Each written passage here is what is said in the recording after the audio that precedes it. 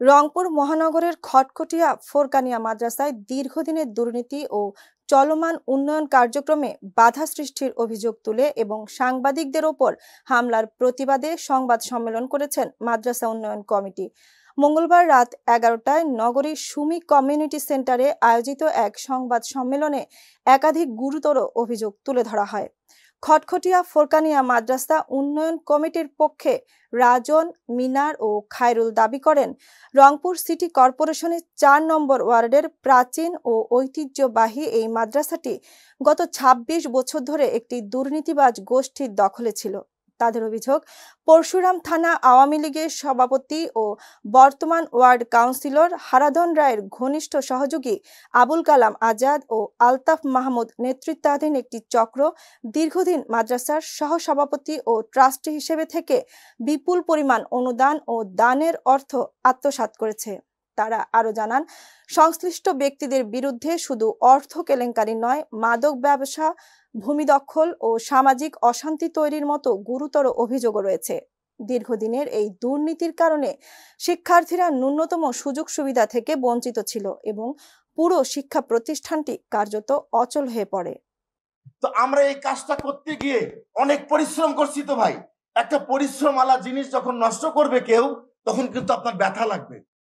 আর এই জিনিসটা যখন আপনি নিজ হাতে পরিশ্রম করে জিনিসটাকে দাঁড় করাবেন, তখন কিন্তু আপনার আঘাত, যখন নষ্ট কেউ করতে যাবে তখন কিন্তু আঘাত লাগবে ভাই।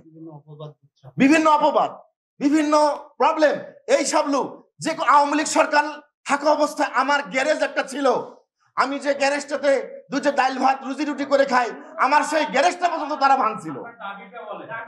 আমাদের দাবি হচ্ছে যে কমিটিটা বিলুপ্তি করে দিছে, এই কমিটিটা কি কারণে বিলুপ্ত করলো, এটা এক।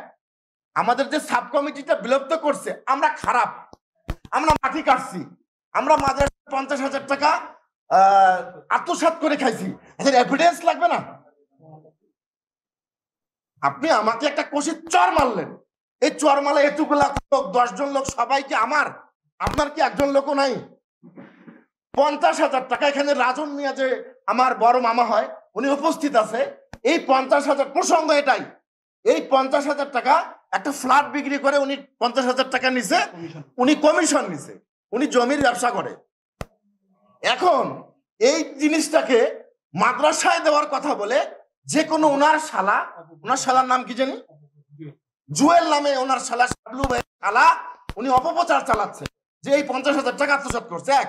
দ্বিতীয়ত হলো জমি, যে জমি মাদ্রাসা কমিটি থেকে মনে করেন যে দিছে রাখাকে, এখন রাখা ওটাকে আবাদ সুবাদ করবে, সবকিছু ম্যানেজমেন্ট করবে, রাখা মাদ্রাসায় টাকাটা দিবে।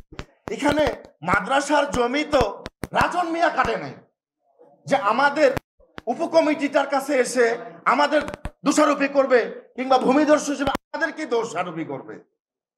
তারা এই 14 বছর 17 বছর কিছু করতে পারে নাই, মাদ্রাসার দুর্নীতি করে খাইছে, তার কিভাবে কথা ঢাকে?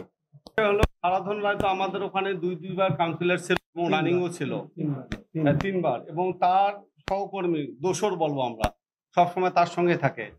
মানে প্রত্যেকটা মুহূর্তে আমি যেদিন প্রথম, আমার কাছে এখন স্পষ্ট মনে হয়, আমাকে যেদিন প্রথমে অফার করছে যে তুই এখানে কাজ কর আমার সাথে এসে, ঠিক আমি শুরু করার 7 দিন পরে আমার অফিসে আসছিল আবুল কালাম আজাদ শাবলু, বলছে যে এই মাদ্রাসাটাতে তুমি কাজ করো না।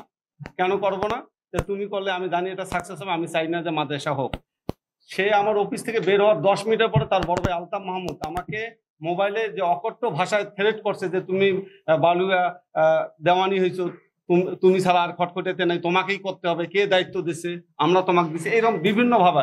এবং যদি তুমি এটা থেকে না সরে যাও তাহলে কিন্তু তোমার দায় দায়িত্ব আমরা নিতে পারবো না, এরকম অনেক ভাবে আমাকে থ্রেট করছে। আসলে আমরা এখানে একবারে নিউ কামার হিসেবে আসছিলাম, আমি বিষয়টাকে ক্লিয়ার করে দেই। তার অর্থ কেলেঙ্কারির কারণে 17 বছর সেক্রেটারি থাকা অবস্থায় মুসল্লি প্লাস কমিটির সদস্য, গ্রামের লোকজন একত্রিত হয়ে তাকে বিতাড়িত করছে, এবং সে যাওয়ার পথে হিসাবটুকু ক্লিয়ার করে দিয়ে যায়নি। এবং আমরা অক্লিয়ার অবস্থায় আমাদের অবস্থান জানান দিছি, এবং আমাদেরকে বেছে বেছে আমাদের এলাকা থেকে 7-8 জন ছেলেকে নিয়েছে, যাতে এই প্রতিষ্ঠানটাকে আমরা বাঁচাইতে, এবং আমরা সর্বোচ্চ চেষ্টা করি, যেটা ওরা 17-18 বছরও একাডেমিতে আনতে পারেনি। আমরা 2 থেকে 3 মাস অক্লান্ত পরিশ্রম করে পূর্বপাড়া পশ্চিম পাড়ার একটা বৈষম্য ছিল, সেটা দূর করে দিছি আমরা। আমাদের যাকে পূর্বপাড়া পশ্চিম পাড়া দোলাপাড়া বলতে কিছু নাই, সবাই এক হাতে কাঁধ মিলে আমরা এই একাডেমি মাদ্রাসাটাকে চালু করছি। এই যে চালু করছি, এই যে আমরা সকলে স্টার্টিং 98টা বাচ্চা দিয়ে, এমনকি আমরা নিজেদের বাচ্চাও ওখানে মাদ্রাসায় দিছি। মিজানুর রহমান মিনার তার বাচ্চা দিছে, আমি শিবরাম থেকে আমার বাচ্চা বের করে আমি মাদ্রাসায় দিছি, যাতে আমাদের মাদ্রাসাটাকে চালু করা যায়।